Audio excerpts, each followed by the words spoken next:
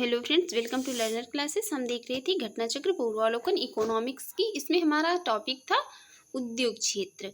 तो उसमें हम जो इसके नोट्स थे उसको एनालिसिस कर चुके थे। अब हम इसके क्वेश्चंस को देखेंगे। तो चलिए शुरू करते हैं। इससे पहले फ्रेंड्स आपसे रिक्वेस्ट की थी, आप चैनल पर पहली बार हैं तो प्लीज़ चैनल को सब्सक्राइब कर लीजिएगा, वीडियो को लाइक कर दीजिएगा एंड शेयर करिए। एंड जो भी आपके सजेशन हो उसे कमेंट बॉक्स में जरूर बताइएगा। वीडियो की पीडीएफ वीडियो के डिस्क्रिप्शन बॉक्स में दे दी गई, वहाँ पर जाकर आप इसकी पीडीएफ डाउनलोड कर सकते हैं। देखते हैं इसका पहला क्वेश्चन। फॉर्च्यून पत्रिका की ग्लोबल 500 सूची में स्थान पाने वाली कौन सी निजी क्षेत्र की सर्वप्रथम कंपनी थी? ये क्वेश्चन पूछा गया था 2006 में। तो तब जो होगी वो होगी। अब देखते हैं कौन सी है।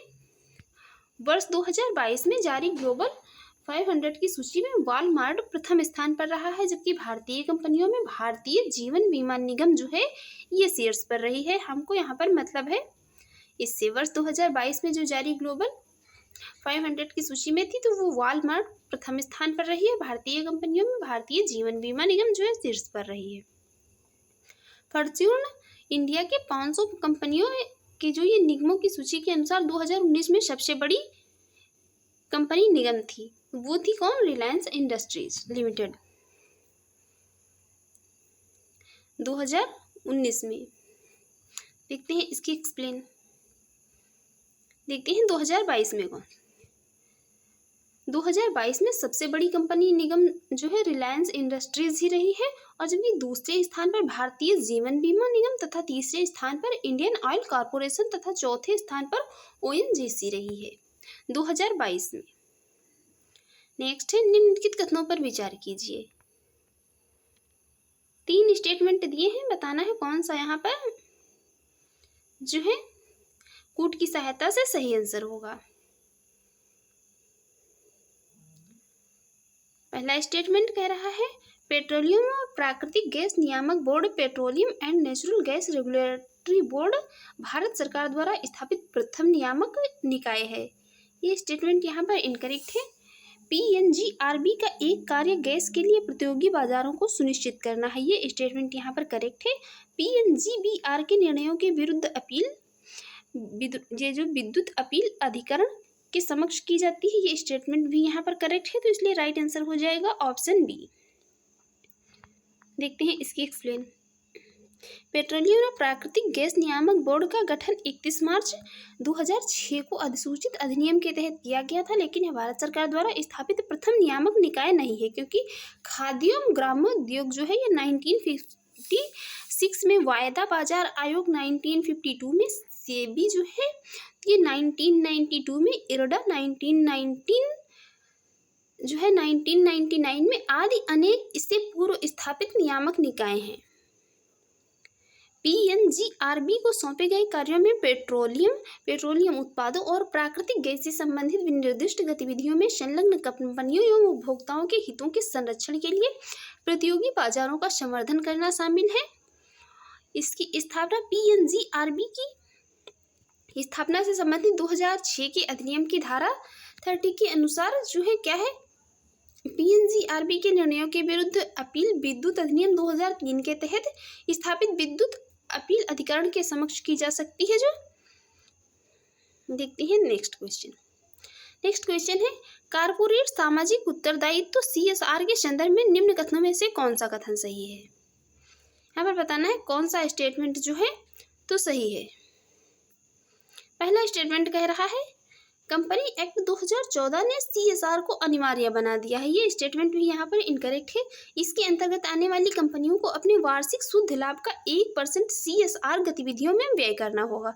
ये स्टेटमेंट भी यहाँ पर इनकरेक्ट है। यहाँ पर इसके जो है अकॉर्डिंग कोई भी स्टेटमेंट करेक्ट नहीं है, तो राइट आंसर हो जाएगा ऑप्शन डी। देखते हैं इसकी एक्सप्लेन। कारपोरेट सोशल रिस्पॉन्सिबिलिटी का अर्थ जो सीएसआर का अर्थ है यहाँ पर, और सामाजिक जिम्मेदारियों को निभाते हुए कारोबार करना, ना कि समाज पर उपकार करना है। कारपोरेट सामाजिक उत्तरदायित्व कारपोरेट शासन का प्रारूप है, जिसमें प्रक्रियाओं और प्रणालियों का ऐसा समूह स्वीकार किया जाता है जिसके तहत किसी उपक्रम या कंपनी का संचालन कंपनी के शेयरधारकों, कर्मचारियों या कंपनी के उपभोक्ताओं के हित में निहित हो। कंपनी अधिनियम 2013 में क्या हुआ था, ये भारत में कारपोरेट शासन का आधार देता है। CSR गतिविधियों पर कंपनी द्वारा पिछले 3 साल के औसत शुद्ध लाभ, एवरेज नेट प्रॉफिट का 2% खर्च करने की बात की गई थी। कंपनी अधिनियम की धारा 135 कंपनियों द्वारा कारपोरेट सामाजिक उत्तरदायित्व की दिशा में गतिविधियों से संबंधित है। नेक्स्ट क्वेश्चन है, कारपोरेट सोशल रिस्पॉन्सिबिलिटी संबंधी कानून सबसे पहले किस देश में बना था? ये बना था अपने ही देश में, प्यारे भारत में। सामाजिक दायित्वों से आशय है कि ऐसे कृत्यों के लिए नीतिबद्ध होना अथवा नैतिक रूप से जिम्मेदार होना जो किसी व्यक्ति, संस्था अथवा समूचे समाज के जीवन की गुणवत्ता में सुधार लाने में योगदान करते हैं। व्यावसायिक उद्यमों के लिए सामाजिक दायित्व का अर्थ है व्यावसायिक गतिविधियों से जुड़ा हुआ आत्म विनियमन जो टिकाऊ उद्यमिता तक ले जाता है। अप्रैल 2014 में भारत जो है विश्व का पहला ऐसा देश बना था 2014 में जिसने कारपोरेट सोशल रिस्पॉन्सिबिलिटी संबंधी कानून सबसे पहले कंपनीज एक्ट 2013 के तहत। इसके अंतर्गत उन कंपनियों को जिनकी एक वित्तीय वर्ष में न्यूनतम पूंजी कितनी है, 500 करोड़ की हो या न्यूनतम 1000 करोड़ रुपए का व्यवसाय हो या न्यूनतम 5 करोड़ रुपए का शुद्ध लाभ हो, को कारपोरेट सोशल रिस्पॉन्सिबिलिटी कमेटी बनानी होगी तथा अपने लाभ का 2% क्या करना होगा, कल्याणकारी गतिविधियों में व्यय करना होगा। नेक्स्ट क्वेश्चन है, निम्नलिखित कथनों में से कौन सा कथन उदय कोटक समिति के विषय में गलत है? उदय कोटक समिति की बात हो रही है, इसके संबंध में बताना है कौन सा कथन गलत है। यह समिति सेबी द्वारा स्थापित की गई है, पहला स्टेटमेंट कह रहा है। पहला स्टेटमेंट जो है सही है। दूसरा स्टेटमेंट कह रहा है इसका संबंध निगमीय प्रशासन से ही, ये स्टेटमेंट भी करेक्ट है। थर्ड स्टेटमेंट कह रहा है इसने संस्तुति की कि कंपनी बोर्ड के कम से कम आधे सदस्य स्वतंत्र निदेशक होने चाहिए, ये स्टेटमेंट भी करेक्ट है। डी स्टेटमेंट है इसने संस्तुति की अध्यक्ष तथा प्रबंध निदेशक के पद एक ही बने रहने चाहिए, यही स्टेटमेंट यहाँ पर जो है इनकरेक्ट है। तो राइट आंसर इसका यही डी हो जाएगा। भारत में सूचीबद्ध संस्थाओं के कारपोरेट प्रशासन में सुधार की सिफारिशों के लिए सेबी द्वारा जून 2017 में कोटक समिति का गठन किया गया था। अक्टूबर 2017 में रिपोर्ट प्रस्तुत की। उदय कोटक की अध्यक्षता वाली समिति ने कंपनी बोर्ड का संचालन करने वाले नियमों, पारदर्शिता एवं खुलासे से संबंधित अनुमानों और संबंधित पक्ष के लेन देन के परीक्षण जैसे मसलों को लेकर कई सुधारों की अनुशंसा की। इस समिति की प्रमुख संस्तुतियों में सूचीबद्ध कंपनियों के अध्यक्ष, चेयरमैन तथा प्रबंधक निदेशक के पदों का पृथक किया जाना तथा कंपनी के बोर्ड कम से कम आधे सदस्यों का स्वतंत्र निदेशक होना जिसमें कम से कम एक महिला शामिल हो। नेक्स्ट क्वेश्चन कह रहा है, भारतीय रेलवे के संदर्भ में निम्नलिखित कथनों में से कौन से कथन सही हैं? पहला स्टेटमेंट कह रहा है 2030 तक 100% विद्युतीकरण का लक्ष्य प्राप्त करना, करेक्ट है। 2030 तक शून्य कार्बन उत्सर्जन नेटवर्क, ये स्टेटमेंट भी करेक्ट है। यहाँ पर दोनों स्टेटमेंट करेक्ट है। देखते हैं नेक्स्ट, भारत में पहला रबर टायर आधारित मेट्रो कहाँ बनाया जा रहा है? ये बनाया जा रहा है कहाँ? महाराष्ट्र के नासिक में। अब बनकर जो है तैयार भी हो गया है, 2021 में बनाया जा रहा था। नेक्स्ट है, भारत में फर्नीचर की विशाल कंपनी आइकिया का भारत में पहला शोरूम 2018 में किस शहर में खोला गया? ये हैदराबाद में खोला गया था। कहाँ पर? हैदराबाद में। 9 अगस्त 2018 को ये स्वीडन की प्रमुख वैश्विक home furnishing retailer company IKEA ने अपना पहला शोरूम हैदराबाद में खोला। आइकिया वर्ष 2025 तक भारत में कुल 25 स्टोर भी स्थापित करने की योजना बना रही है। औद्योगिक विकास केंद्र बानमोर मध्य प्रदेश के किस जिले में है? ये कहाँ पर? मुरैना जिले में। औद्योगिक विकास केंद्र बानमोर मध्य प्रदेश के मुरैना जिले में है। कुछ मुरैना जिला सुनकर कुछ मुरैना वाला गाना याद आया किसी को क्या? देखते हैं नेक्स्ट क्वेश्चन। नेक्स्ट क्वेश्चन है, निर्यात उत्कृष्ट शहर में मध्य प्रदेश के कौन से 2 शहर शामिल हैं? वो शहर शामिल है कौन से? देवास और इंदौर। भारत के निर्यात उत्कृष्ट शहर में मध्य प्रदेश के 2 शहर देवास जो कि फार्मास्यूटिकल्स उत्पाद हेतु तथा इंदौर सोया मिल तथा सोया उत्पाद हेतु शामिल हैं। नेक्स्ट क्वेश्चन कह रहा है सार्वजनिक निजी भागीदारी पीपीपी पर आधारित अवसंरचना विकास में पुनर्लोकन तथा परिष्करण हेतु गठित समिति का अध्यक्ष कौन था? इसके अध्यक्ष थे बी केलकर। बी केलकर इसके अध्यक्ष थे। तत्कालीन केंद्रीय मंत्री कौन थे जब ये क्वेश्चन पूछा गया था? अरुण जेटली थे। आम बजट वर्ष 2015-16 में घोषणा की थी कि बुनियादी ढांचे के विकास हेतु सार्वजनिक निजी भागीदारी पीपीपी पर मॉडल पर पुनः विचार किया जाएगा तथा इसे पुनः मजबूत बनाया जाएगा और इसी घोषणा के अनुरूप डॉक्टर विजय केलकर की अध्यक्षता में बुनियादी ढांचे के विकास हेतु पीपी मॉडल पर फिर से विचार करने तथा इसे मजबूत बनाने के लिए एक समिति का गठन किया गया था। देखते हैं नेक्स्ट है भारतमाला परियोजना। भारतमाला परियोजना से भारत का निम्न में से कौन सा इंफ्रास्ट्रक्चर क्षेत्र संबंधित है? तो इससे संबंधित है कौन सा? सड़क इंफ्रास्ट्रक्चर। इसे जो है ये भारतमाला या सड़क माला परियोजना भी कह सकते हैं। इसमें क्या है? इसमें आर्थिक गली, यह एक अम्ब्रेला योजना है जो आर्थिक गलियारा, सीमा और अंतर्राष्ट्रीय संपर्क रोड, तटीय बंदरगाह संपर्क सड़क, एक्सप्रेसवे आदि सड़क इंफ्रास्ट्रक्चर को बनाने सुधारने के लिए चलाई जा रही है। कौन? भारतमाला परियोजना या सड़क माला परियोजना। यह एक अम्ब्रेला योजना है। नेक्स्ट क्वेश्चन है, कथन कह रहा है यहाँ पर राष्ट्रीय ढांचागत पाइपलाइन NIP सरकार द्वारा वर्ष 2020-30 की अवधि के लिए आरंभ किया गया है। बात तो सही लग रही है। इसका कारण कह रहा है NIP का उद्देश्य सभी को समान ढांचागत सुविधा प्रदान जो है प्राप्त कराना है। यहाँ पर राइट आंसर हो जाएगा इसका ऑप्शन डी जो है ये ए गलत है, परंतु आर क्या है? सत्य है। ये क्या है? ए वाला जो है गलत है। ये राष्ट्रीय ढांचागत पाइपलाइन NIP सरकार द्वारा वर्ष 2020-30 की अवधि के लिए नहीं प्रारंभ किया गया है। NIP का उद्देश्य सभी को समान ढांचागत सुविधाएं प्राप्त कराना है। ये कब जारी किया गया? ये वित्त मंत्री निर्मला सीतारमण द्वारा 29 अप्रैल 2020 को जारी किया गया और राष्ट्रीय अवसंरचना पाइपलाइन के उद्देश्य सभी नागरिकों के जीवन की गुणवत्ता में सुधार लाना तथा देश में विश्व स्तरीय अवसंरचना उपलब्ध कराना। कार्यदल द्वारा अंतिम रिपोर्ट के अनुसार क्या है? वित्त वर्ष 2020 से 25 तक की अवधि के दौरान इसे जारी किया गया है और इसमें कुल निवेश जो है तो 111 लाख करोड़ रुपए रहने का अनुमान लगाया गया है। देखते हैं नेक्स्ट क्वेश्चन। निम्नलिखित में से भारत का कौन सा औद्योगिक आर्थिक गलियारा जापान के सहयोग से विकसित किया जा रहा है? ये दिल्ली मुंबई गलियारा, ये जापान के सहयोग से विकसित किया जा रहा है। इसमें समझौता कब हुआ था? तो भारत और जापान सरकार के मध्य 2006 में समझौता हुआ था। नेक्स्ट बात करेंगे, दीपक पारेख कमेटी अन्य चीजों के साथ साथ निम्नलिखित में से किस एक उद्देश्य के लिए गठित की गई है? तो वो गठित की गई है संरचना के विकास और वित्तीयन के उपाय सुझाने के लिए। इसका गठन किया कब गया था दीपक पारेख कमेटी का? तो मई 2007 में।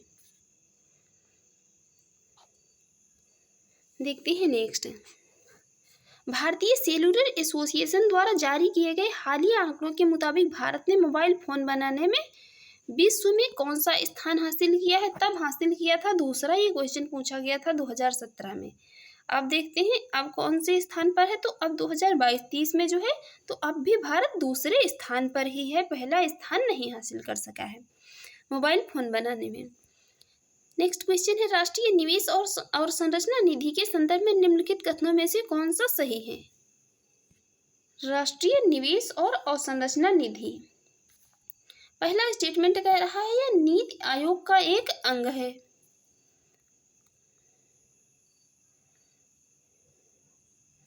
दूसरा कह रहा है वर्तमान में इसकी कारपर्स जो है कितनी है? तो ये ₹4,00,00,000 करोड़ है। यहाँ पर ये जो क्या है दोनों स्टेटमेंट हैं इनकरेक्ट। ना ही तो ये नीति आयोग का अंग है, देखते हैं इसकी एक्सप्लेन। भारतीय न्यास अधिनियम 1882 के प्रावधानों के तहत राष्ट्रीय निवेश एवं अवसंरचना निधि एक अंशदायी और नियत निवेश न्यास के रूप में पंजीकृत संस्था है। यह नीति आयोग का अंग नहीं है। इसका कार्यपृष्ठ जो है कितना है, 40,000 करोड़ रुपए करना प्रस्तावित है, न कि 40 लाख करोड़ रुपए। नेक्स्ट है, भारत सरकार ने विनिर्माण नीति कब जारी की थी?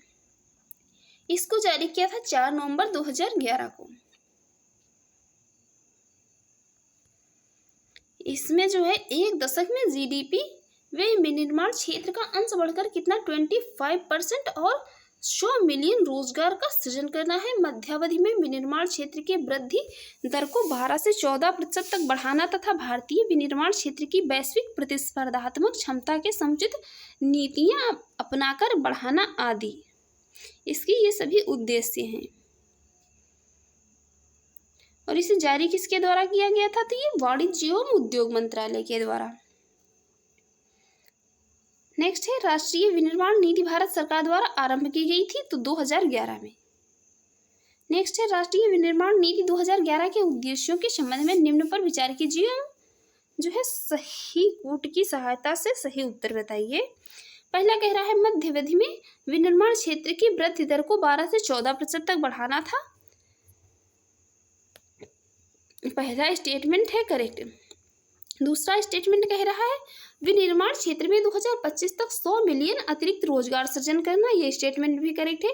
तीसरा स्टेटमेंट कह रहा है भारतीय विनिर्माण क्षेत्र की वैश्विक प्रतिस्पर्धात्मक क्षमता को समुचित नीतियां बनाकर अपनाकर जो है बढ़ाना था, ये स्टेटमेंट भी कह रहा है। फोर्थ स्टेटमेंट कह रहा है 12वीं योजना अवधि में विनिर्माण क्षेत्र में निर्यातों को 25% की वार्षिक दर से बढ़ाना, ये स्टेटमेंट हो जाएगा इनकरेक्ट। यहाँ पर तीनों स्टेटमेंट हैं सही।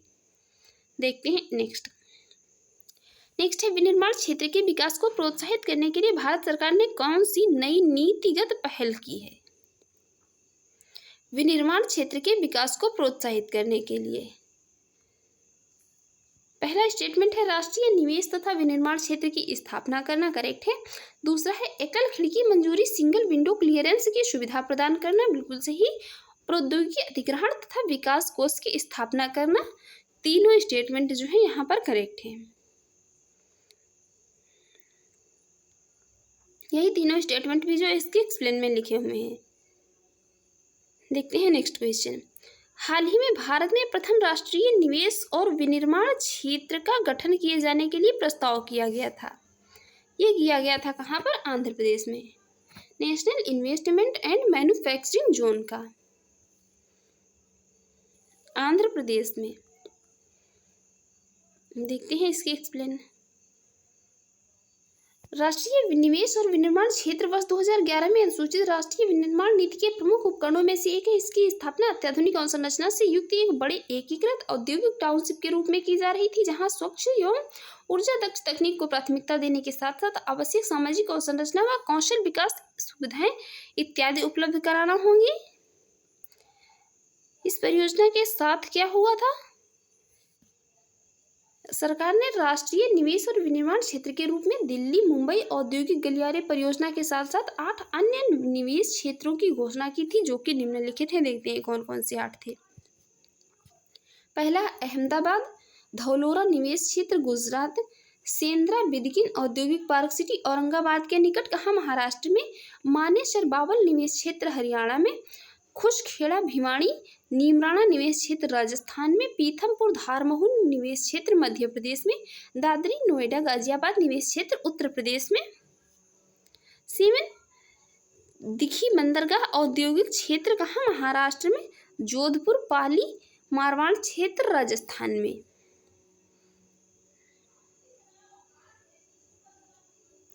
देखते हैं नेक्स्ट क्वेश्चन।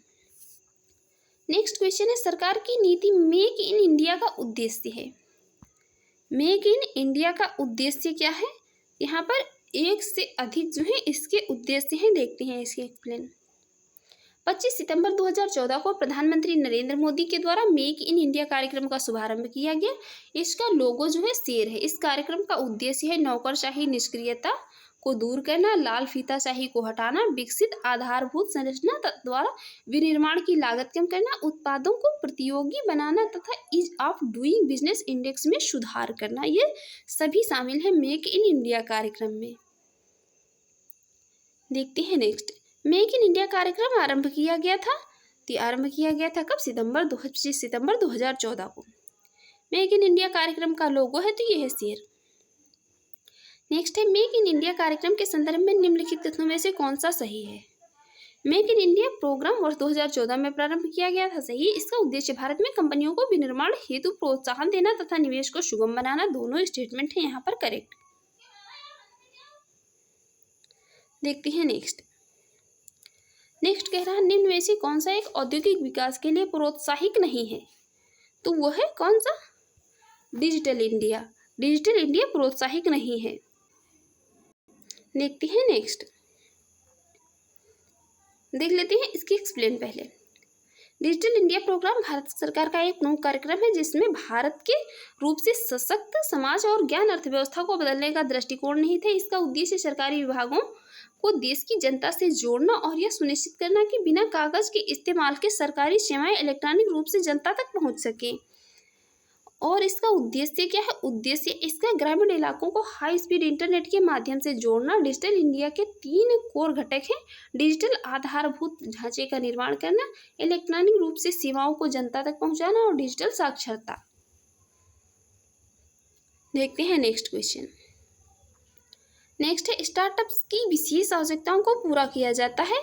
ये पूरा किया जाता है दूत निवेशक के माध्यम से, जोखिम युक्त पूंजी से, भीड़ वित्त पोषण के माध्यम से। ये उपरोक्त सभी के द्वारा पूरा किया जाता है। देखते हैं नेक्स्ट है, भारत में स्टार्टअप की विशेष जरूरतों को पूरा करने के लिए नए युग के वित्तीय विकल्पों हेतु सलाह दी जाती है। ये किसने कहा था? प्रारंभ में स्टार्टअप की विशेष जरूरतों को पूरा करने के लिए नए वित्तीय युग जो है के वित्तीय विकल्पों हेतु सलाह दी जाती है प्रणब मुखर्जी ने। देखते हैं इसकी एक्सप्लेन। स्टार्टअप एक ऐसा नया उद्यम है जिसमें कोई युवा स्वयं या 2-3 लोगों के साथ मिलकर शुरू करता है। यह कंपनी ऐसे उत्पादों या सेवाओं को लॉन्च करती है जो बाजार में उपलब्ध नहीं है। ऐसे उत्पाद या सेवाओं को लॉन्च करने वाले युवा अपने विचार लोगों के सामने प्रस्तुत करते हैं जिसे वह बाजार में स्थापित करते हैं। इन्हीं स्टार्टअप्स के संदर्भ में जो है नवान्वेषण उत्सव 17 जनवरी 2016 के दौरान राष्ट्रपति ने अपने इन शब्दों में जो है अपने विचार इन शब्दों में व्यक्त किए थे प्रणब मुखर्जी ने कि मेरे विचार से जो नवान्वेषणों के वित्त पोषण के लिए एक समाधान के बजाय एक मिश्रित मॉडल होने चाहिए। एंजल निवेशक, उद्यम पूंजीपति, समूह वित्त पोषण, सीड वित्त पोषण और प्रौद्योगिकी जो है नवान्वेषण निधि, जिसे नए युग के वित्तीय विकल्प सृजन स्तर पर जो है नवान्वेषण परियोजनाओं की विशेष आवश्यकताओं को पूरा कर सकते हैं। देखते हैं नेक्स्ट क्वेश्चन क्या है। नेक्स्ट क्वेश्चन कह रहा है किस भारतीय राज्य ने जनवरी 2022 में छात्र स्टार्टअप और नवाचार नीति SSIP 2.0 शुरू की? ये शुरू की किसने? गुजरात ने। देखते हैं next, stand up India scheme के संदर्भ में निम्नलिखित कथनों पर विचार कीजिए। पहला स्टेटमेंट कह रहा है इसका प्रयोजन SC ST एवं महिला उद्यमियों में उद्यमिता को प्रोत्साहन करना है। करेक्ट है। दूसरा कह रहा CDB के माध्यम से पुनर्वित्त का प्रावधान करता है। ये स्टेटमेंट भी करेक्ट है। राइट आंसर होगा ऑप्शन सी। देखते हैं इसकी एक्सप्लेन।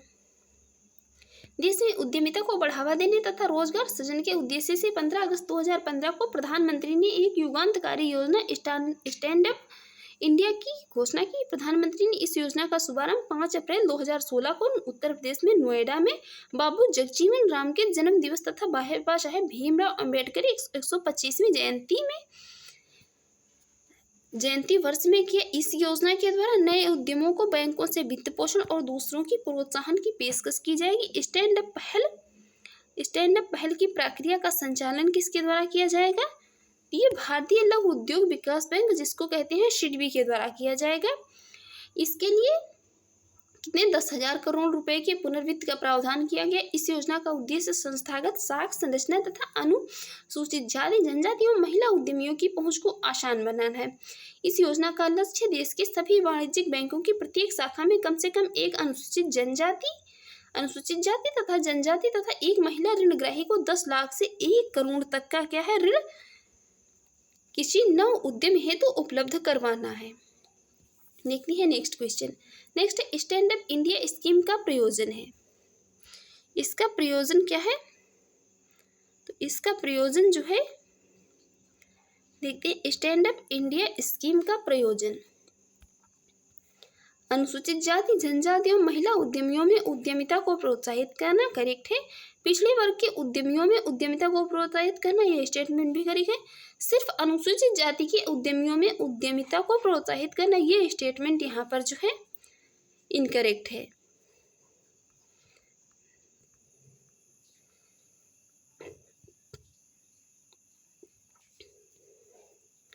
देखते हैं इसका राइट आंसर होगा, यहाँ पर कूट नहीं दिए हैं, इसलिए यहाँ पर जो है राइट आंसर केवल हो जाएगा ऑप्शन ए, अनुसूचित जाति जनजाति और महिला उद्यमियों में उद्यमिता को प्रोत्साहित करना। देखते हैं नेक्स्ट, इसको हम अभी एक्सप्लेन कर चुके। देखते हैं नेक्स्ट, उद्यमिता को बढ़ावा देने हेतु स्टैंड अप इंडिया योजना का संबंध है किससे? तो ये महिला, एससी और एसटी से संबंधित है। प्रधानमंत्री मुद्रा योजना का लक्ष्य क्या है? लघु उद्यमियों को औपचारिक वित्तीय प्रणाली में लाना इसका उद्देश्य है। सूक्ष्म उद्यमों को वित्तीय सहायता उपलब्ध कराना, धनहीनों को धन प्रदान करना के लक्ष्य के साथ साथ 8 अप्रैल 2015 को प्रधानमंत्री मुद्रा योजना का शुभारंभ किया गया। इस योजना के तहत मुद्रा जो है, तो इसका फुल फॉर्म है micro unit development and refinance agency.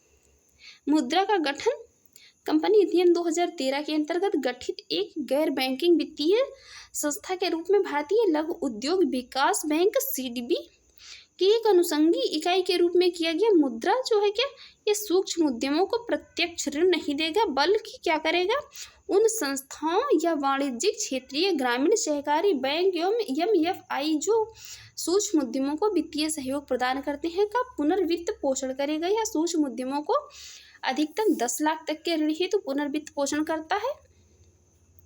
और मुद्रा योजना नेक्स्ट है, भारत सरकार की मुद्रा योजना का उद्देश्य है। भारत सरकार की मुद्रा योजना जो है, तो इसका उद्देश्य है यही कि छोटे व्यापार स्थापित करने हेतु आसान वित्तीय सहायता उपलब्ध कराना। इसको हम जो है अभी एक्सप्लेन कर चुके थे, ये देख लेते हैं। यहाँ पर इसमें जो है ये शिशु योजना एक, इसमें इस योजना के अंतर्गत 3 प्रकार के ऋण प्रदान किए जाएंगे, जिन्हें शिशु, किशोर एवं तरुण नाम दिया गया। शिशु योजना के तहत 50,000 रुपये तक का ऋण दिया जाएगा। किशोर योजना के तहत 50,000 तक से लेकर 5 लाख तक रुपए का ऋण दिया जाएगा, तथा तरुण योजना के तहत 5 लाख रुपए से लेकर 10 लाख रुपए तक का जो है ऋण दिया जाएगा। नेक्स्ट है, प्रधानमंत्री मुद्रा योजना के अंतर्गत सूक्ष्म श्रेणी के उद्योग व्यवसाय व सेवा हेतु बैंकों से कितना ऋण राशि किशोर व्यवसाय के लिए प्राप्त होगा? तो अभी हमने यहाँ पर जो देखा, किशोर व्यवसाय के लिए कितना 50,000 से लेकर 5 लाख तक का, तो 50,000 से लेकर कितना 5 लाख रुपए तक का किया जाएगा। देखते हैं नेक्स्ट है, भारतीय गुणवत्ता परिषद QCI के संदर्भ में निम्नलिखित कथनों पर विचार कीजिए। पहला स्टेटमेंट कह रहा है, QCI का गठन भारत सरकार तथा भारतीय उद्योग द्वारा संयुक्त रूप से किया गया। सही है। QCI के अध्यक्ष की नियुक्ति उद्योग द्वारा सरकार को ही की गई संस्तुतियों पर प्रधानमंत्री के द्वारा की जाती है। बिल्कुल सही। देखते हैं नेक्स्ट, इसकी स्थापना कब हुई थी? स्थापना हुई थी क्वालिटी काउंसिल ऑफ इंडिया की 1997 में। किसके साथ? भारतीय उद्योगों के साथ। इसके 3 प्रमुख उद्योग संघों जैसे कौन?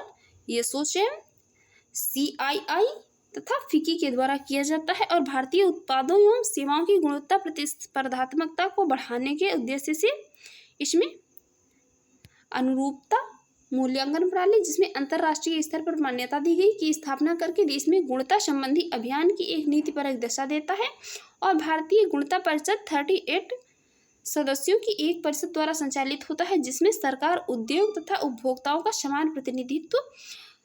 QCI की अध्यक्ष की नियुक्ति उद्योग द्वारा सरकार को की गई संस्तुतियों पर प्रधानमंत्री के द्वारा की जाती है।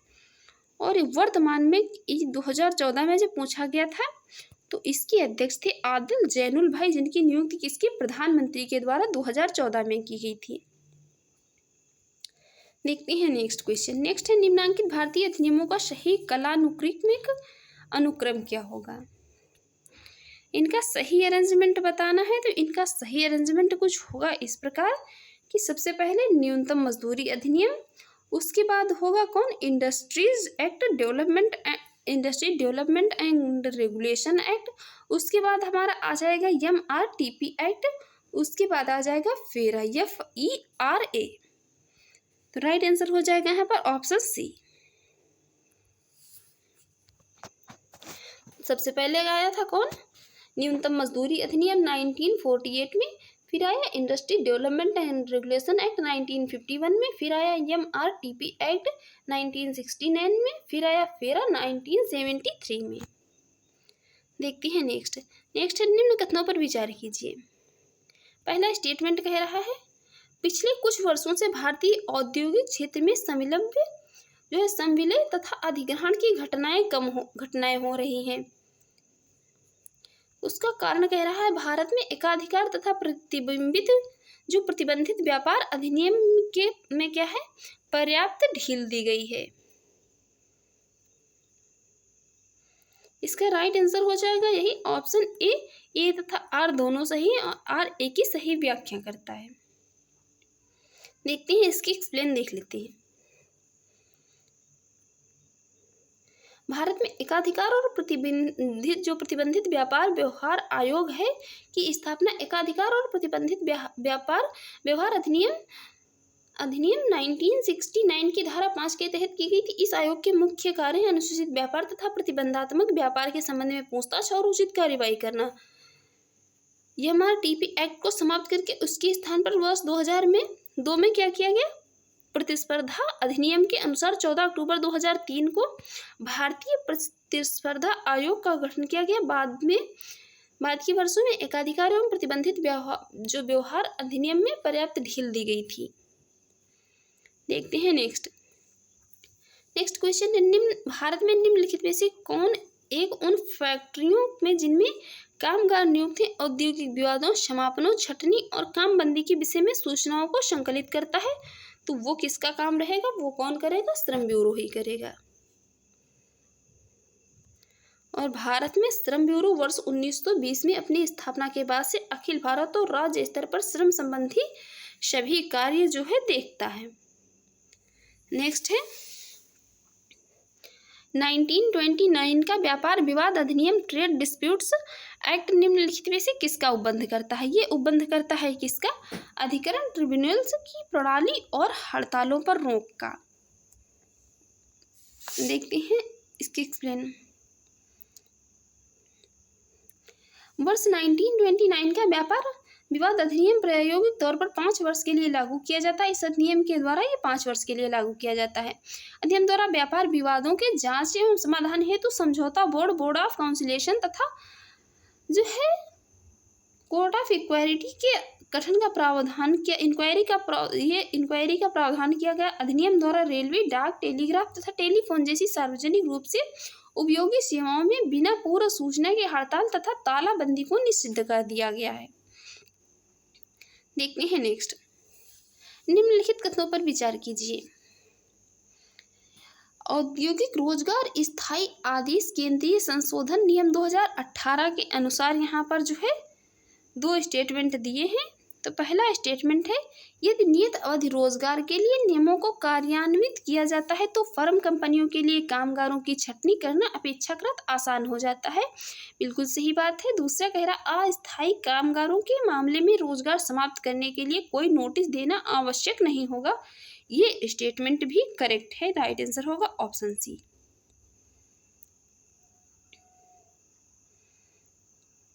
ये सब इसको जो है हम पहले भी एक्सप्लेन कर चुके हैं, इसलिए देखते हैं नेक्स्ट क्वेश्चन। नेक्स्ट क्वेश्चन है, निम्नलिखित कथनों पर विचार कीजिए। पहला स्टेटमेंट कह रहा है फैक्ट्री एक्ट 1881 औद्योगिक कामगारों की मजदूरी नियत करने के लिए और कामगारों को मजदूर संघ बनाने देने की दृष्टि से पारित किया गया था।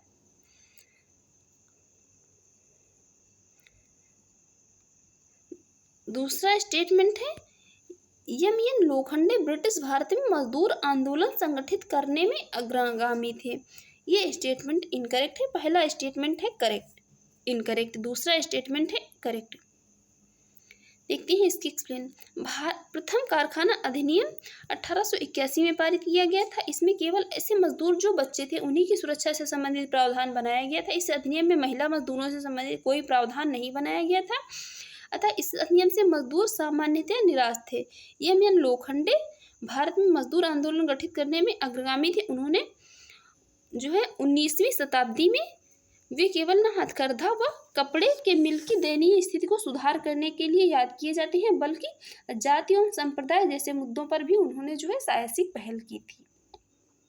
देखते हैं नेक्स्ट। निम्न में से कौन से श्रम संबंधी अधिनियमों को मजदूरी संहिता 2019 में सम्मिलित किया गया है? तो इसमें किसको किसको सम्मिलित किया गया है? इसमें सम्मिलित किया गया है किसको? न्यूनतम मजदूरी अधिनियम को, बोनस भुगतान अधिनियम को और समान परिश्रमिक अधिनियम को। इसमें संविदा श्रम अधिनियम को सम्मिलित नहीं किया गया है। जो द कोटा वेजेस 2019 मजदूरी तथा बोनस संबंधी विधियों का समेकन तथा संशोधन करने के लिए उसमें क्या है, संसद तथा अनुषांगिक विषयों को उपबंध करने हेतु विधेयक है। इसमें संहिता, यह संहिता क्या है, 4 श्रम कानूनों को समाहित करती है। किसको? न्यूनतम मजदूरी अधिनियम 1948 को, मजदूरी भुगतान अधिनियम 1936 को, बोनस भुगतान अधिनियम 1965 को और समान पारितोषिक अधिनियम 1976 को।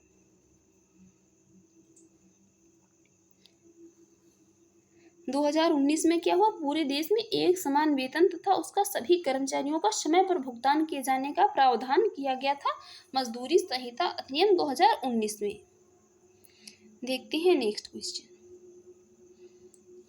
नेक्स्ट क्वेश्चन कह रहा है, भारत में नियोजित अनियत मजदूरों के संदर्भ में निम्नलिखित कथनों पर विचार कीजिए। भारत में नियोजित और अनियत मजदूरों के संबंध में 3 स्टेटमेंट दिए हैं, बताना है कौन से स्टेटमेंट जो है सही है। पहला स्टेटमेंट कह रहा है सभी अनियत मजदूर कर्मचारी भविष्य निधि सुरक्षा के हकदार होंगे। बिल्कुल सही बात है और होना भी चाहिए। दूसरी बात है सभी अनियत मजदूर जो है नियमित कार्य समय पर समयों पर भुगतान के हकदार होंगे। बिल्कुल सही है, बेचारे खाएंगे क्या अगर उन्हें भुगतान नहीं किया जाएगा। थर्ड स्टेटमेंट है सरकार अधिसूचना के द्वारा यह निर्दिष्ट कर सकती है कि कोई प्रतिष्ठान या उद्योग केवल अपने बैंक खातों के माध्यम से मजदूरी का भुगतान करेगा। राइट आंसर हो जाएगा यहाँ पर ऑप्शन डी, तीनों सही है। तीनों स्टेटमेंट जो है यहाँ पर सही है। और ये किया किसके द्वारा किया? ये वेतन भुगतान संशोधन अधिनियम 2017 के अनुसार नियोक्ता द्वारा एक कर्मचारी के वेतन भुगतान चेक द्वारा या उनके बैंक खाते में जमा करके किया जाएगा। नेक्स्ट क्वेश्चन है 1 अप्रैल 2017 से प्रभावी उत्तर प्रदेश में अकुशल श्रमिक की न्यूनतम मजदूरी निश्चित की गई है। तो ये निश्चित की गई है 7,400 प्रति माह। कब? 2017 में।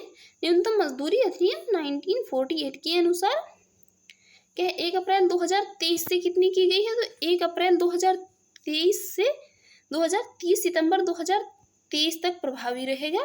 जो न्यूनतम मजदूरी दरें क्रमशः कितनी है? 10,089 रुपये